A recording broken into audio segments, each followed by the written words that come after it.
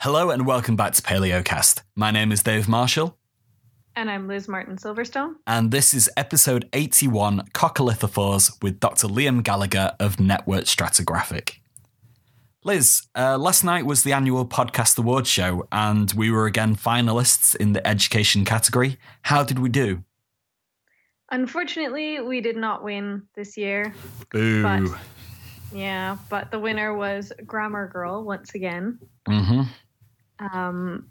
But we just want to pass on our congratulations to her and the team. So we're not bitter at all. No, not at all. But I prepared Grammar Girl a little message. You did well, good, but we wish you'd win less awards. Share them with us. I hope she appreciates that use of grammar there. I'm sure she does. But in all honesty, I don't think we can really complain about being one of the world's top 10 educational podcasts again. So thanks to everyone that voted for us. It was a public competition, and to know that you're all enjoying the show, that really means so much. Yeah, it really does. But for the new listeners who might only have just found out about this podcast through this awards show, can you explain to them what Paleocast is all about? Yeah, so Paleocast is basically a podcast series about the history of life on our planet. So whether we're looking at origins of life or exploring the latest discoveries or reviewing some of the methods paleontologists use, we kind of focus on, the history of life and not just dinosaurs. So we do a lot more than just dinosaurs and sort of what most people think of as paleo. And I think it's also worth noting that we do a lot more than just the podcast too. In fact, last release date, we missed an episode because we were away. I was live streaming and recording a conference. You were presenting, so that's SVPCA that you should all look out for soon. And then I've just finished editing and released an entire conference from ISECT. So if you like the Ediacaran period and the weird and wonderful Rangiomorphs that you can get in there, make sure that you're subscribed to our YouTube channel. And as always, please leave us reviews on iTunes and Facebook. We really love seeing those come in and seeing what you guys have to say. So let us know which subjects you'd like to hear from us in future, and keep following us on social media. So, as we said, paleontology isn't all about dinosaurs, and this episode focuses on coccolithophores, what they are and how they've been utilised in fields outside of academia. But part of this episode, we cover a high-profile murder case of two schoolgirls here in the UK. This case might not be familiar to everyone, especially those of you outside of the UK, so please head over to our website for a little more context, or you can find a lot more details online. And whilst we do just focus on how Dr. Gallagher was involved in the investigation, the second half of this episode might not be suitable for all audiences.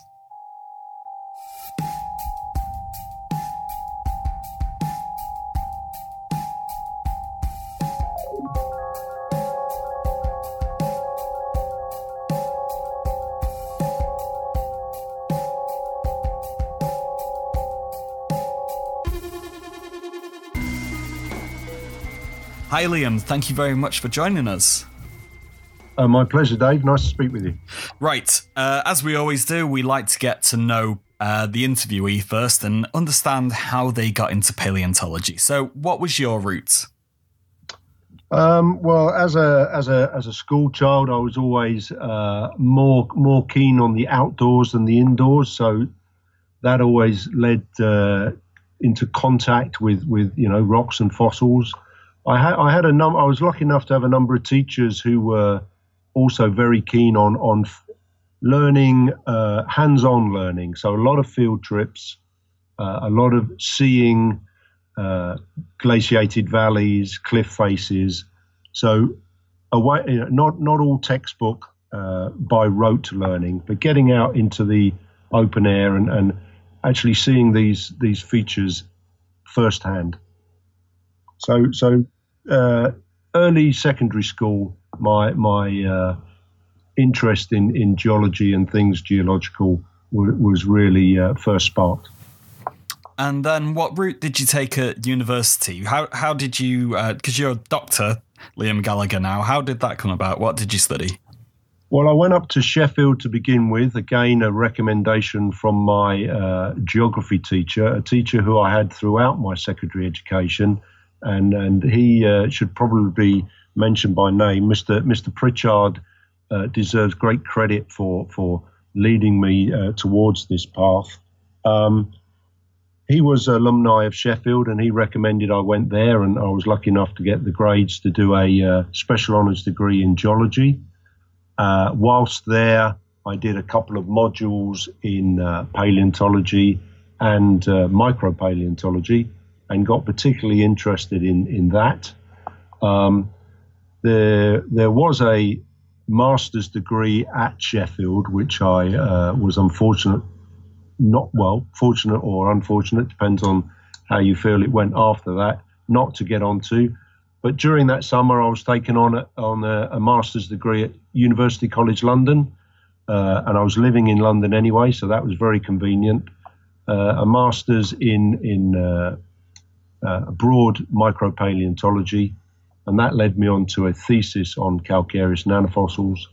And following that master's, I stayed on at University College to do research, leading to my doctorate in North Sea Cenozoic calcareous nanofossils.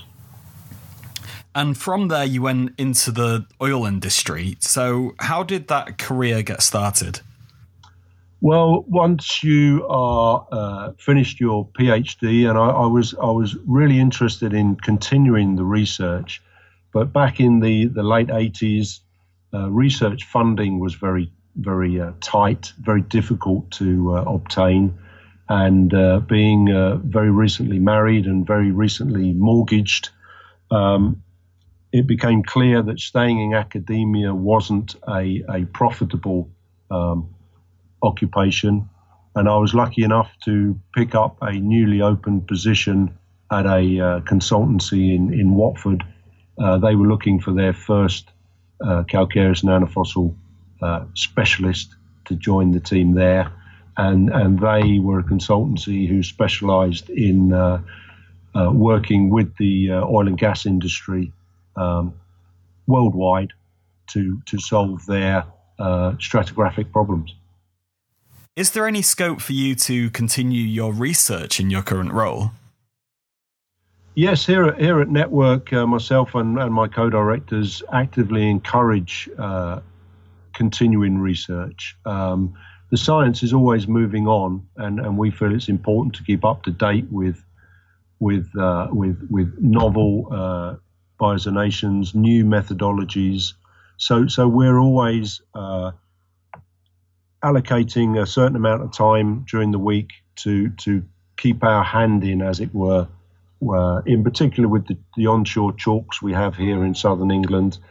But anything the guys here feel is of particular interest, we always make time to look at that from an academic point of view, and seeing if we can apply those results to our work. Right. Well, before we get further into the application of your science, let's first just take a step back, and I'll ask the question: what are coccoliths? Well, coccoliths are the fossil remains of Coccolithophores, and Coccolithophores are a group of unicellular planktic algae, marine haptophyte algae in particular. And what is the coccolith then? So the coccolith is the calcareous plates which surround the cell body. So if you imagine the panels on a football, those hexagonal panels you get on an old style football, Coccolithophore cells are subspherical, and the coccoliths build a calcareous skeleton on the outside of that sphere. Yeah, they're usually elliptical to circular in outline, so interlocking plates around that algal body. And so when the algae dies, presumably all the plates separate?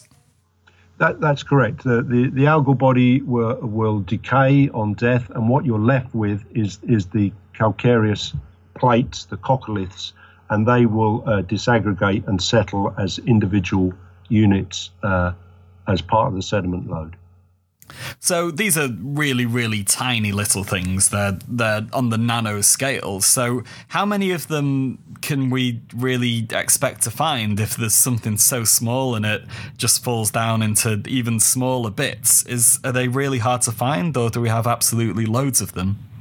No, in a lot of cases, it depends on the type of sediment, but the algae are in such large numbers in the surface waters that on death you're talking millions and millions and millions of individual coccoliths eventually settling onto the sea floor per unit time. So in good marine sediment, there is always a good chance of recovering coccoliths, and in rock such as chalk, there are literally billions of individual coccoliths per tens of grams. Wow. And if you think of something like the White Cliffs of Dover being made entirely of chalk, it really puts it into perspective. So then, how can these be used in the oil industry? Well, each individual layer of rock has a different assemblage, a characteristic assemblage. So as you drill down through the formations, the assemblages of nanofossils recovered will change, sometimes subtly, sometimes dramatically. So we can label or fingerprint the succession through which the drill bit is penetrating by the differences in those assemblages. And why do you want to do that? Well, the oil is becoming harder and harder to find in more subtle and more inaccessible traps. So more and more the oil industry is using horizontal drilling, where the drill bit literally drills along horizontally and has to stay within a reservoir that could be as little as 2 to 3 meters thick. So the ability to recognize the approach to the top or base of that layer is really a valuable tool whilst drilling. And that's something the utility of microfossils and nanofossils in particular has been able to add to the ability to stay within these reservoirs.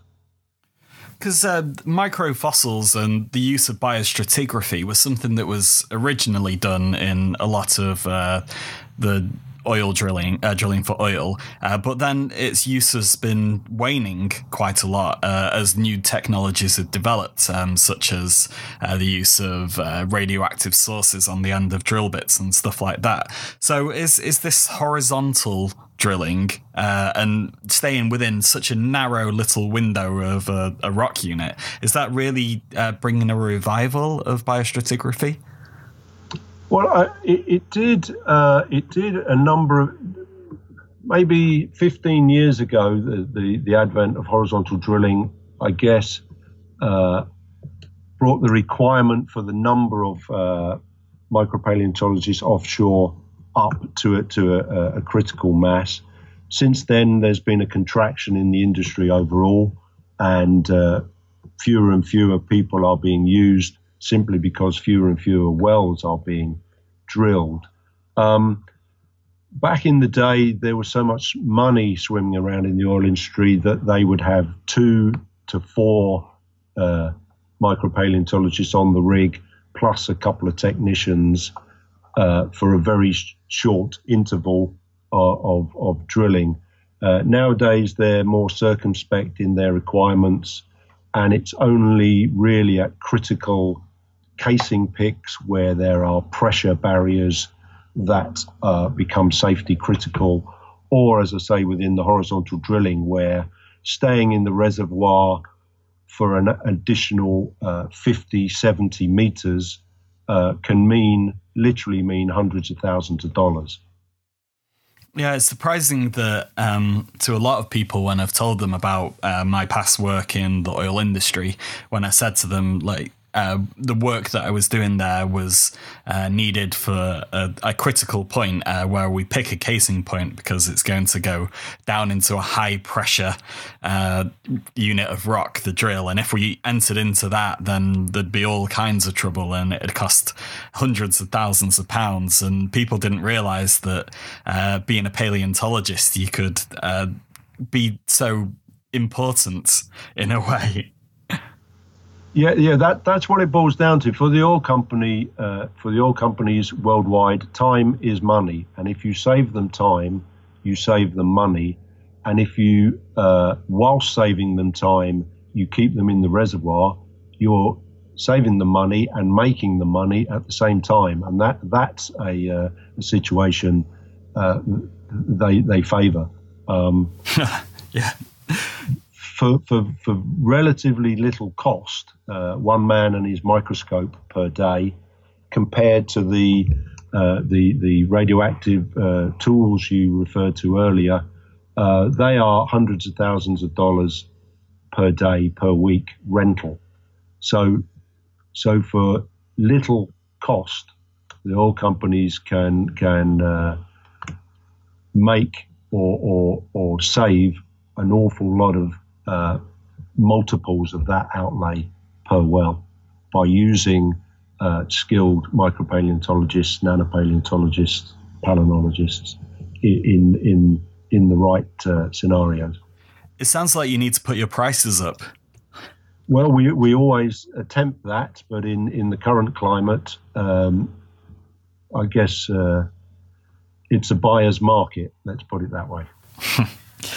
Right, so you're out there on the oil rig, you've got your microscope. How does the job work? What's a day on an oil rig like?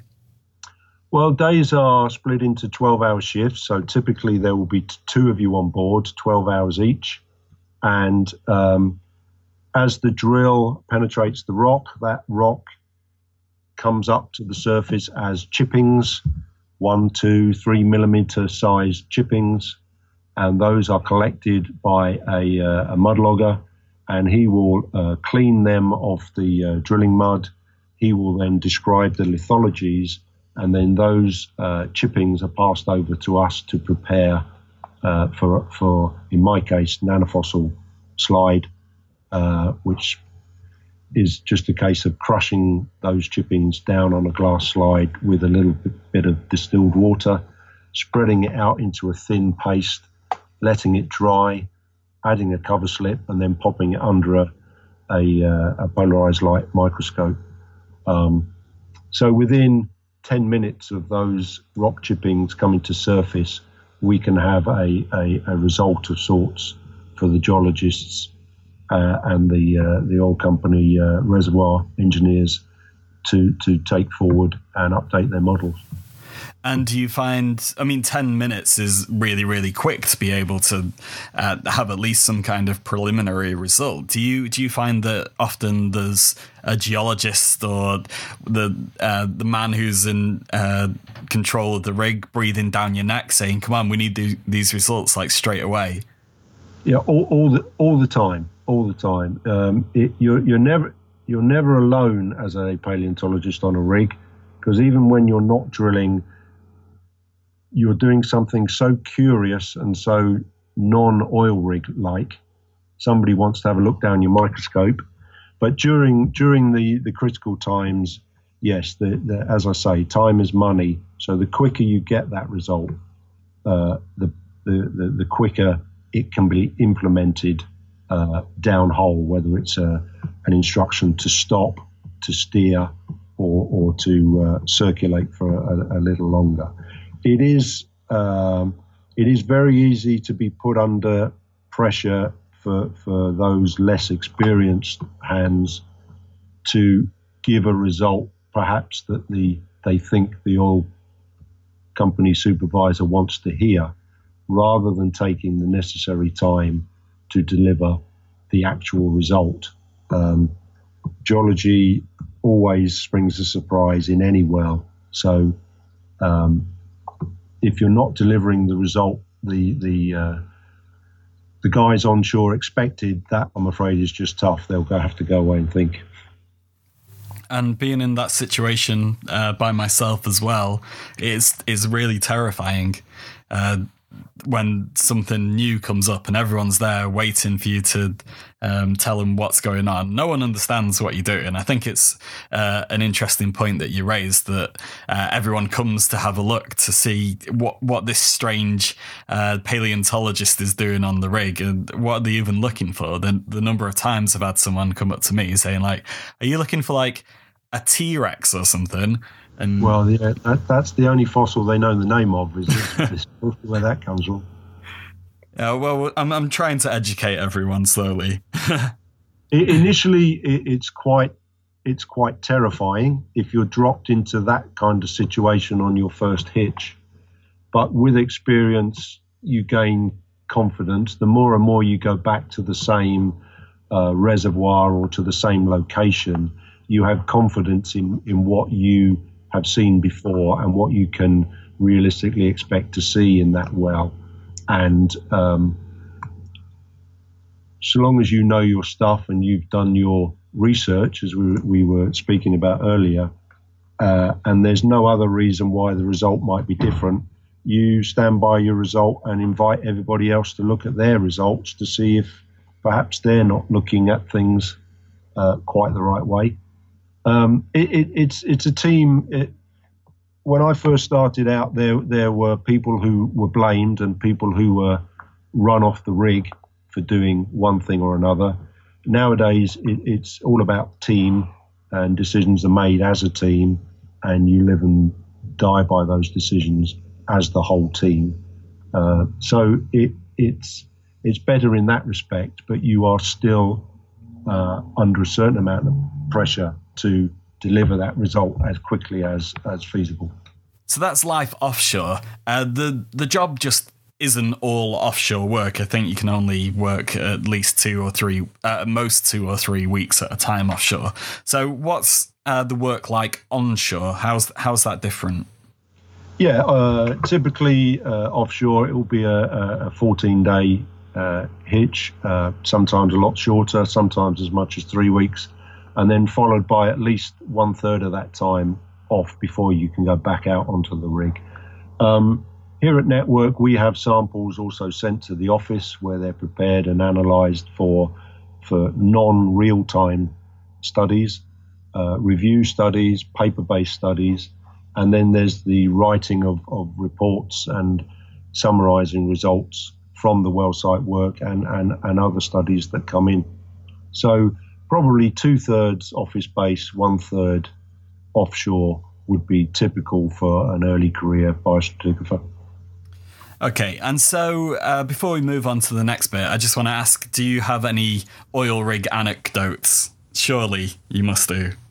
Oh my goodness. Well, my very first trip offshore, I witnessed somebody in full survival gear trying to water ski around the rig on 2 planks of wood, which ended, I think the longest he lasted was about 5 seconds. The man overboard boat he was using as his tow, which was quite handy because it was having to pick him up every and I mean, I'm going back 20 years now because that sort of thing definitely wouldn't be allowed these days. A friend of mine who's a geologist, a Norwegian geologist called Helga, is very fond of catching cod whilst we're offshore. And he once filled the bridge between the 2 platforms with cod such that people couldn't get to and from their places of work. There must have been 200 kilos of fish just blocking the gangway. Yeah, that sounds like a stop card. Yeah, well, it would. Again, I'm going back a few years now. All he had to do was hand various people one of these fish and they were happy. Put it in the freezer and then fly home with it once their hitch come to an end. Most other things would be too dangerous in today's world to pass on via the airwaves, I think. Yeah, sure. And how was flying to the rigs in the helicopters for you? Because I was always terrified. Did you ever have any close calls? No, we had to turn back a couple of times when the red light comes on the dashboard of a helicopter. I mean, the only difference between flying in a helicopter and flying in an aeroplane, feeling safe or not, is that they wobble about a lot more. They're a lot smaller. They vibrate a lot more. So it's an uncomfortable ride. You're in a survival suit. You're either far too hot in the summer and far too stuffy in the winter because they've got the heaters on. It's just like a box with a rotor blade, really. So we've turned it. You don't really think about it at the time. I've never witnessed a crash landing. There have been incidents over the last 2 or 3 years on the routes I was involved in, but touch wood, neither I nor any of my colleagues have been directly involved. I think the pilots are so professional that they know full well that if anything dramatic happens, they're in the middle of it as well as everybody else. So they won't take a piece of equipment offshore that they're not happy will get them back to land that afternoon. So I think the professionalism of the pilots and the engineering crews is such these days that they are tragic accidents when they happen and are extremely rare. So one of the jobs that you were given was providing evidence in a high-profile murder case in the UK. Can you give us an introduction to that, please? Yeah, of course. Nanofossils have many applications, and although it's the oil and gas industry that provides most of our work, every now and again we get involved with geotechnical applications or other forensic applications where small amounts of sediment need looking at for one reason or another. In another case, we looked at some old masters' paintings on behalf of the Tate Gallery to help them provenance, whether they were Belgian or British, on the basis of the chalk grounds that's used as the initial covering of the canvas. So the application of nanofossils to forensic science is known but rarely utilized. It's a very much underutilized utility, actually. We were introduced to the Soham case by Professor Rory Mortimer, who was asked to look at some of the chalk samples that were collected as evidence. Initially, they had been passed to another person who had misidentified some fragments. So very quickly, the use of microfossils or chalk in this case could have gone wrong at an early stage. But thankfully, Rory recognized that and passed my name and my colleague Hayden Bailey's name to the forensic consultant who was leading the investigation on behalf of the police.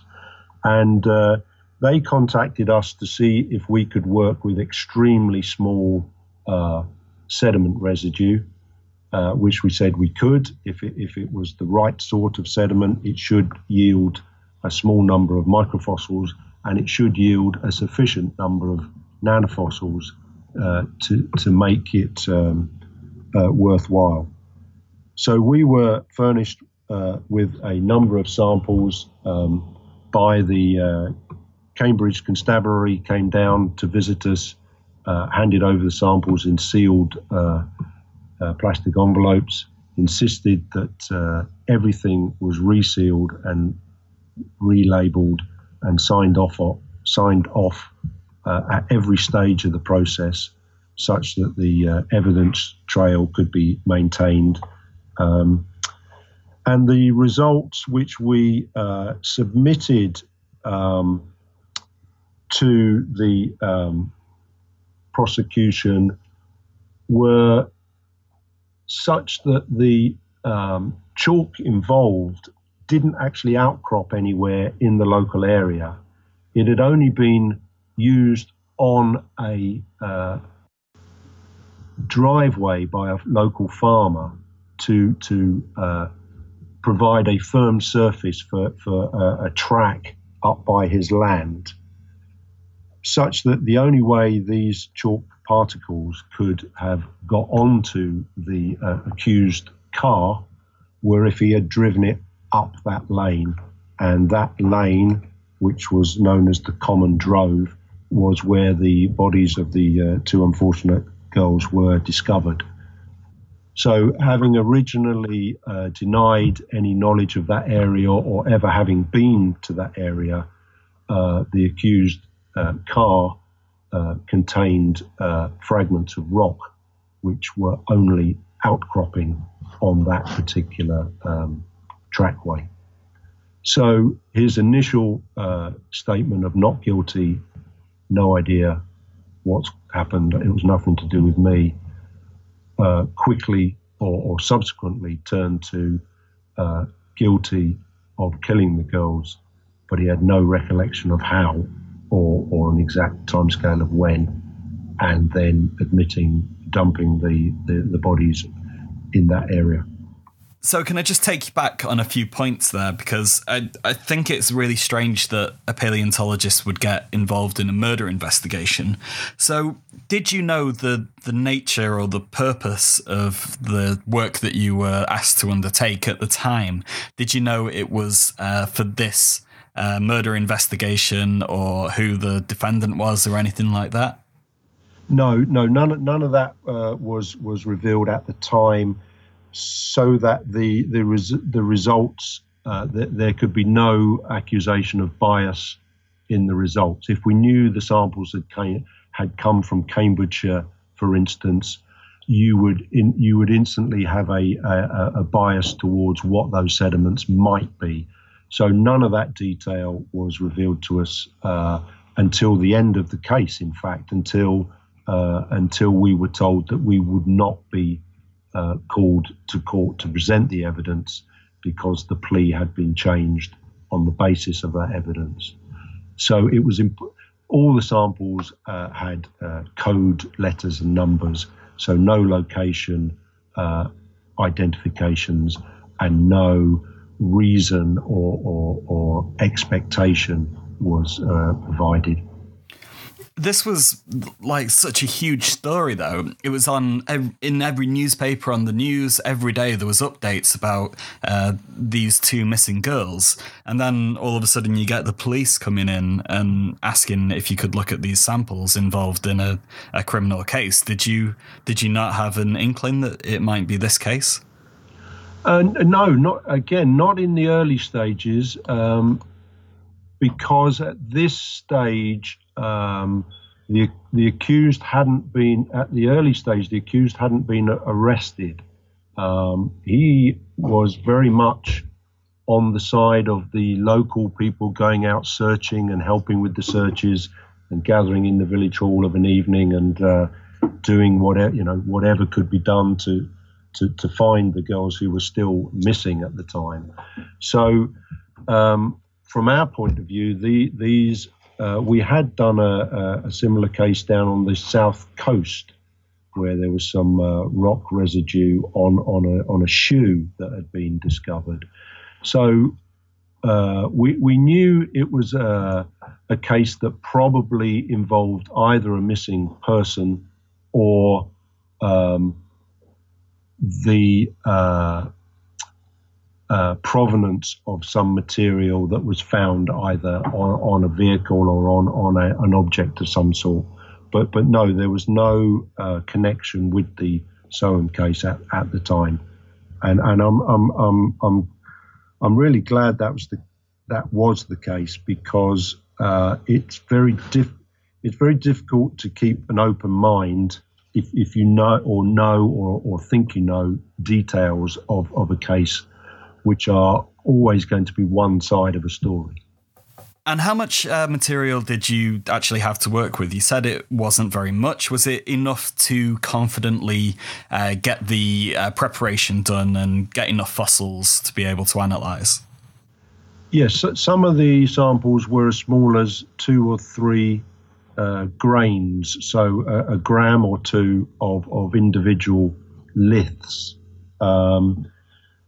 We were fortunate in the resulting assemblage was such that it could only have come from a particular subzone within the chalk.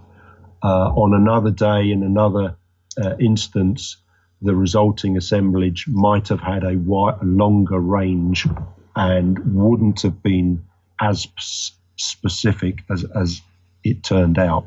So the science of those sediment particles, I guess we were very fortunate that we could eliminate such a large amount of the area involved and narrow it down to the band of subcrop that we did. Have you ever done this kind of work before where you really didn't have that kind of tight zonation, where you said, well, it could be of rocks of any age, really, and so I'm sorry, but I can't help you with this? Yes, the case I referred to earlier on the south coast was a missing schoolgirl, and some sediment was taken from a shoe that was subsequently found. Now that provided a good chalk assemblage, but unfortunately it wasn't a narrow enough age range to tie it down to the specific home location of the accused. So that didn't prove to be as vital a part of the prosecution case as they had hoped. So your analysis, it tied down the sediments on the car to the sediments on that driveway where those bodies were found. Those rocks had to have come from somewhere. It could have been possible that there were other driveways paved with the same materials. Did you have to look at loads of different sediments from loads of different environments around the area as well? Or was it just these two?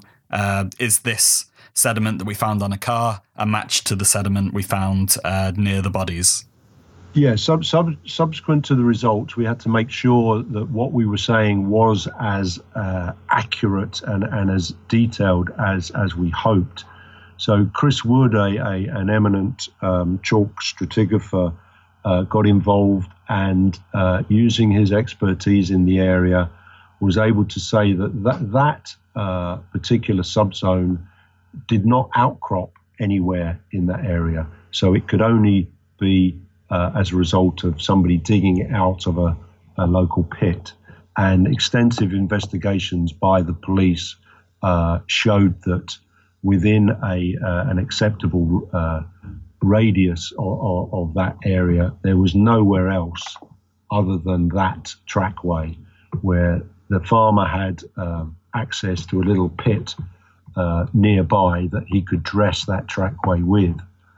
But anybody else with a car would literally have had to parachute it in and out of that pit to acquire the same sediment on the underside of the axle. So your evidence sounds fairly conclusive. How well was it received? Well, we handed it over to the police, who handed it over to the lawyers, who handed it over to the barrister. So you're quite far removed from the actual person looking at it and going, we've got them now. So it's an interesting question that we had no idea how it was received, or indeed was the barrister able to make sense of it. So it's interesting, and I'm afraid the answer is literally I don't know, but clearly it was well enough received to adjust the defendant's barrister point of view, and the court case was having been set up for perhaps lasting months and months, was over and done with much more quickly. It's the police. Sorry, that's I've said too much. So given that we spoke before about confidence in your work offshore and being able to work with someone breathing down your neck, in taking on these kinds of cases, how confident are you in your results? Are you confident to take these on, knowing that one interpretation may send an innocent man to jail or even let a murderer go free? Well, that all comes with experience. The more experience you've got, the more confident you are in any one result. Thankfully, your one piece of evidence is usually matched up with many other threads of evidence. So hopefully it doesn't all fall on your shoulders. But it is an enormous responsibility, and you have to be absolutely sure on the interpretation and not tempted to over emphasize any point because you think that's what the client wants. It has to be hard science, and with experience comes the knowledge of the pitfalls of caving or reworking or when things might not be quite as they seem.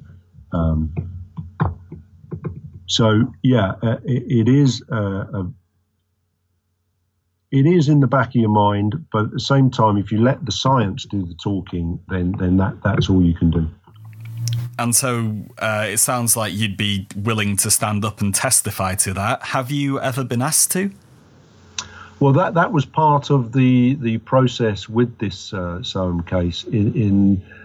At the outset, we were warned that it could end in a court appearance, and if we weren't prepared to do that, we wouldn't have been allowed to start the scientific investigations. That was made clear at the outset that should the results prove valuable, we would be expected to make ourselves available as expert witnesses.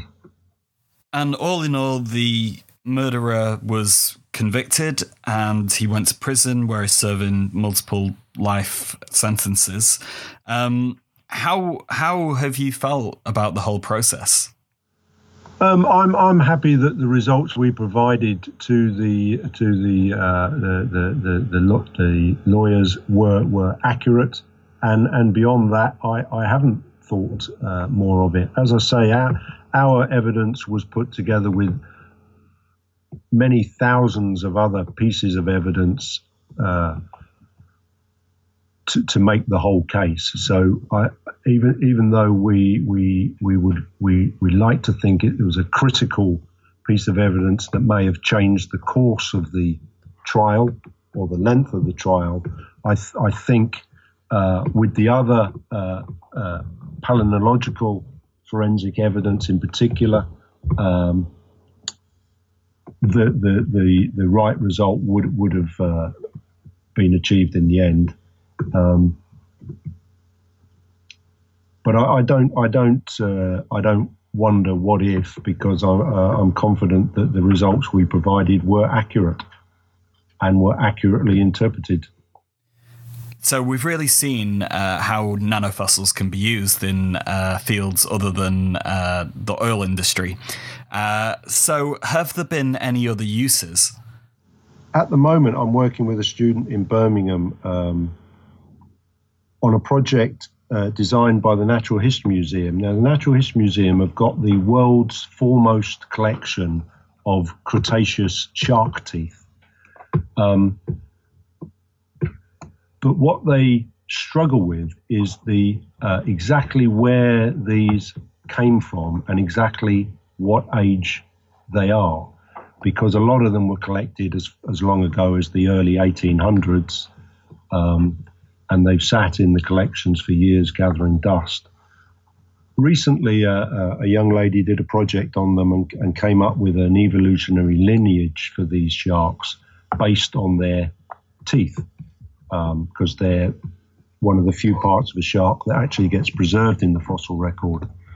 So what we've offered to do is take a little bit of sediment off the surrounding these teeth and try to achieve a high resolution nanofossil zonation, such that all of these specimens can be put into a really good chronostratigraphic order and assess whether the evolutionary lineage that has been suggested actually works when you've got good time constraints on these individual fossils.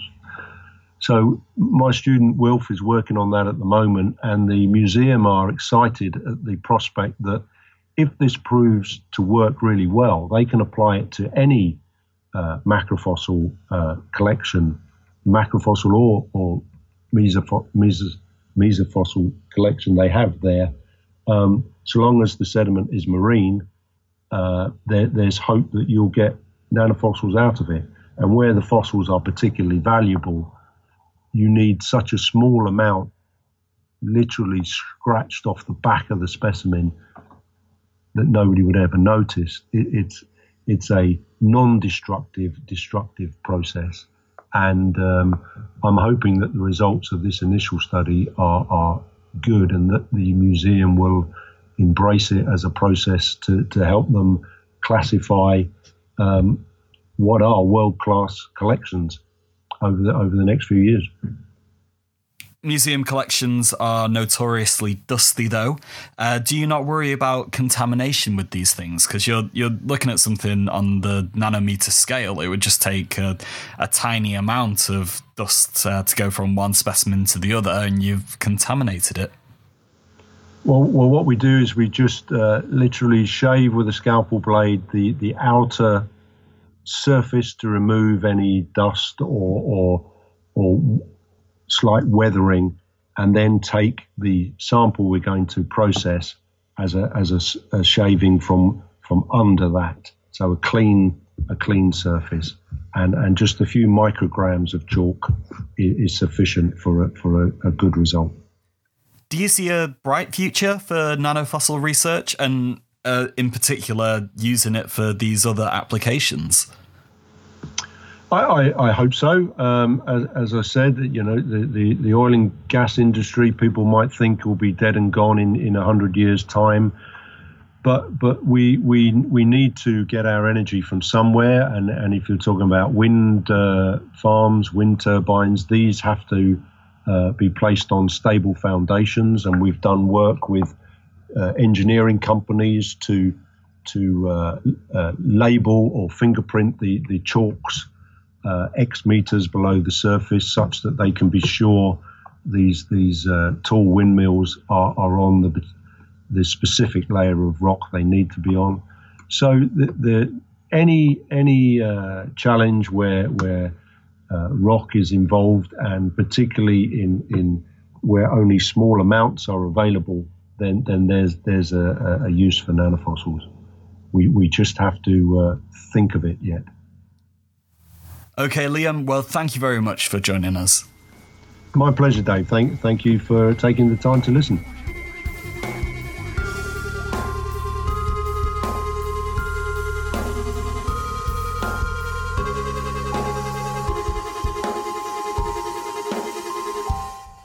Paleocast was brought to you by Dave Marshall, with Joe Keating, Laura Soul, Liz Martin-Silverstone and Caitlin Colery. It was made possible by funding from the Paleontological Society and the Paleontological Association, but the show now relies on contributions from you, the listeners. If you've liked this episode, please consider donating, and thanks to everyone that's helped out so far. We'd also like to thank the Ocean Collective for use of their music. Please visit paleocast.com for the supplementary material to this episode and for our archive of past programmes.